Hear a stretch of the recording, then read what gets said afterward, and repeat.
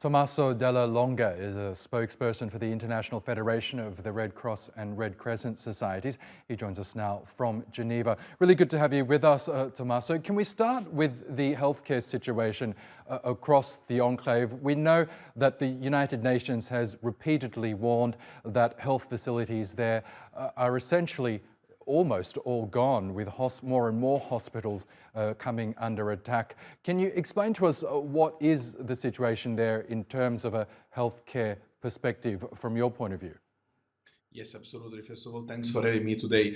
The health situation in the Gaza Strip is simply catastrophic. It's desperate, and I probably finished every kind of word to describe what we are seeing every day, what our colleagues of Palestine Crescent are telling us every day. In the north, the health system it's collapsed.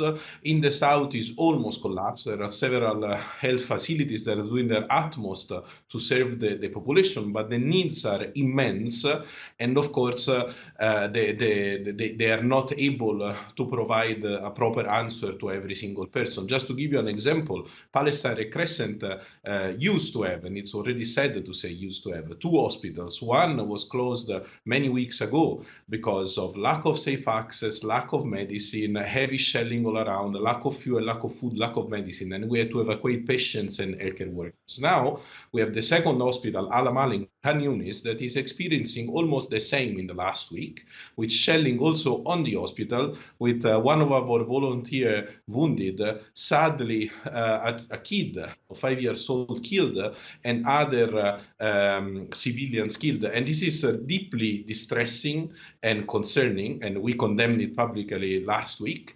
So mainly the health situation, it's just every single day the conflict will go on, then the needs will just grow and grow and grow. We also know that the need for humanitarian aid is growing more desperate by the hour. Can you explain to us what the situation with aid is? Because we understand countries like France and Jordan have resorted to airdropping supplies because the UN aid convoys going through the Rafah crossing are fewer and far between at this point. What's needed there right now? Well, first of all, what is needed is the fighting needs to stop. And then we need to create a safe humanitarian spaces where humanitarian workers can operate, but also where civilians can get what they need. Second, we need to have safe and unhindered access in the entire Gaza Strip.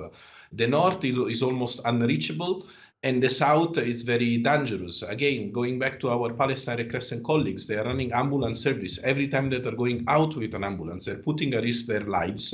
And with blackout of communication, with heavy bombings, it's very difficult to reach people in need, but also it's difficult for people to call for an ambulance. And then the third, we need to have a continuous flow of humanitarian aid. As you correctly pointed out, aid from Egypt is trickling in, but is not enough. And we really need to have a continuous flow of humanitarian aid to plan humanitarian action. With the cold weather, with the rain, needs are just growing, and sadly no one is really able to give a dignified humanitarian answer to the immense needs of the people in Gaza. Okay, Tommaso Dela Longa, we'll have to leave it there, but best of luck with your work on the ground in Gaza, and thanks again for joining us. Thank you.